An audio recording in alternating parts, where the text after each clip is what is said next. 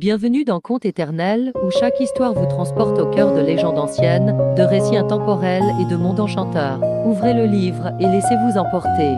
Le petit chaperon rouge était une fille courageuse et aimante. Un jour, sa mère lui demanda d'apporter un panier de nourriture à sa grand-mère malade. En chemin, elle rencontra un loup rusé. Curieux, le loup lui demanda où elle allait. Naïve, elle lui répondit qu'elle se rendait chez sa grand-mère. Le loup, plus rapide, s'y rendit avant elle et enferma la grand-mère dans un placard. Il prit sa place dans le lit, déguisé en grand-mère. Quand le petit chaperon rouge arriva, elle fut surprise par l'apparence de sa grand-mère, remarquant ses grands yeux, grandes oreilles et grandes dents. Le loup bondit, mais le chasseur, alerté par les cris, arriva juste à temps pour sauver le petit chaperon rouge et sa grand-mère. Ils chassèrent le loup et tout le monde fut sain et sauf. Le petit chaperon rouge comprit qu'elle devait toujours écouter les conseils de sa mère et ne pas parler aux inconnus. Blanche-Neige, une princesse à la peau blanche comme neige, vit avec sa belle-mère, la reine maléfique, qui est jalouse de sa beauté. La reine ordonne à un chasseur de tuer Blanche-Neige, mais le chasseur épargne la princesse et l'aide à fuir dans les montagnes. Blanche-Neige trouve refuge chez Septembre Nain qui, touché par son histoire, l'accueille chaleureusement dans leur maison en forêt. La reine, déguisée en vieille femme avec une cape et une capuche, concocte une pomme empoisonnée pour tromper Blanche-Neige. Blanche-Neige, trompée par la vieille femme, mord la pomme empoisonnée et tombe dans un profond sommeil dans la maison des nains. Un prince arrive dans la forêt, découvre Blanche-Neige endormie dans un cercueil de verre et la réveille avec un baiser d'amour véritable. Blanche-Neige et le prince se marient dans une grande cérémonie festive, entourés de leurs amis et des Septembre Nains. Le petit Poucet, un petit garçon aux cheveux bruns, est abandonné dans la forêt avec ses 6 frères par leurs parents pauvres. Le petit Poucet a semé des cailloux blancs pour retrouver le chemin. Les enfants suivent les cailloux pour rentrer chez eux. Les enfants découvrent une maison étrange et y entrent, espérant y trouver de la nourriture et un refuge. La maison appartient à un ogre féroce qui les capture avec l'intention de les dévorer. La nuit, le petit Poucet échange les couronnes de ses frères avec celles des filles de l'ogre pour tromper le monstre. L'ogre, trompé, tue par erreur ses propres filles. Poucet et ses frères profitent de la confusion pour s'échapper. Le petit Poucet et ses frères rentrent chez eux avec les trésors de l'ogre. Ils sont accueillis avec joie par leurs parents. La petite sirène, une jeune sirène curieuse et rêveuse, admire le monde des humains depuis son royaume sous-marin. Elle aspire à connaître la vie au-delà de la mer. À l'âge de 15 ans, elle sauve un prince humain d'une tempête dévastatrice. En le ramenant à la plage, elle tombe éperdument amoureuse de lui. Pour vivre sur Terre, elle conclut un pacte dangereux avec la sorcière des mers. Elle échange sa voix mélodieuse contre des jambes humaines. La petite sirène doit recevoir un baiser d'amour véritable du prince en 3 jours pour rester humaine, sans quoi elle se transformera en écume. Sur Terre, elle séduit le prince avec sa beauté et sa grâce, mais il est fiancé à une autre princesse, la croyant être sa sauveuse.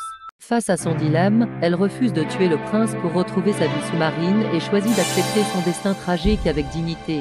Sa noble décision est récompensée par les esprits de l'air, lui offrant une chance d'obtenir une âme immortelle et de veiller sur le monde humain. Un meunier laisse en héritage à son plus jeune fils un chat. Ce chat surprenant parle et promet fortune au fils en échange d'une paire de bottes. Avec ses bottes, le chat capture des animaux sauvages. Il les présente au roi comme des cadeaux de la part du marquis de Carabas. Le chat utilise une ruse pour faire croire au roi que son maître, se baignant dans la rivière, est un noble volé par des voleurs. Convaincu, le roi offre de somptueux vêtements au jeune homme. Il l'invite ensuite à voyager avec lui dans sa calèche royale. Tout en avançant, le chat persuade les paysans de dire au roi que leurs terres appartiennent au marquis de Carabas. Le chat rencontre un puissant ogre dans son château. Par ruse, il le convainc de se transformer en souris, puis le dévore et s'empare du château. Le roi, impressionné par la richesse du marquis, décide de marier sa fille au jeune homme, qui devient ainsi riche et puissant grâce à l'intelligence du chat. Il était une fois 3 petits cochons qui quittèrent leur maison familiale pour construire chacun la leur et vivre en sécurité loin du grand méchant loup. Le premier petit cochon, insouciant et pressé, construisit sa maison en paille, pensant qu'elle serait suffisante pour se protéger. Le deuxième petit cochon choisit le bois pour construire sa maison. Il pensait qu'elle serait plus solide que celle en paille. Le troisième petit cochon, diligent et prévoyant, bâtit sa maison en briques, solide et résistante aux tempêtes et aux menaces. Le grand méchant loup arriva et souffla violemment sur la maison en paille, qui s'écroula en un instant, forçant le premier cochon à fuir.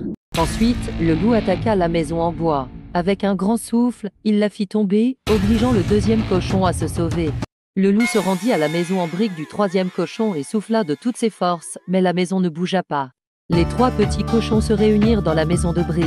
Ils étaient en sécurité, et le loup, frustré, abandonna et s'enfuit. Il était une fois, un couple attendait un enfant. La femme désirait des réponses du jardin d'une sorcière. Son mari en vola, mais fut attrapé. La sorcière exigea leur enfant en échange de sa clémence. Elle emmena la fille à sa naissance et l'appela Réponse. En grandissant, Réponse fut enfermée dans une tour sans porte ni escalier, avec ses cheveux longs pour seule issue. Un prince entendit Réponse chanter et découvrit comment grimper à la tour en observant la sorcière. Le prince et Réponse tombèrent amoureux et il lui rendit visite chaque nuit en secret. Réponse parla au sujet du prince et en colère, la sorcière coupa ses cheveux et l'exila. Aveuglé par la sorcière, le prince erra pendant des années avant de retrouver Réponse dans le désert. Les larmes de Réponse guérissent ses yeux, et ensemble, ils retournèrent au royaume du prince, où ils vécurent heureux. Merci d'avoir voyagé avec nous à travers ces contes éternels. N'oubliez pas de vous abonner pour découvrir d'autres récits magiques et inspirants. À bientôt pour une nouvelle aventure.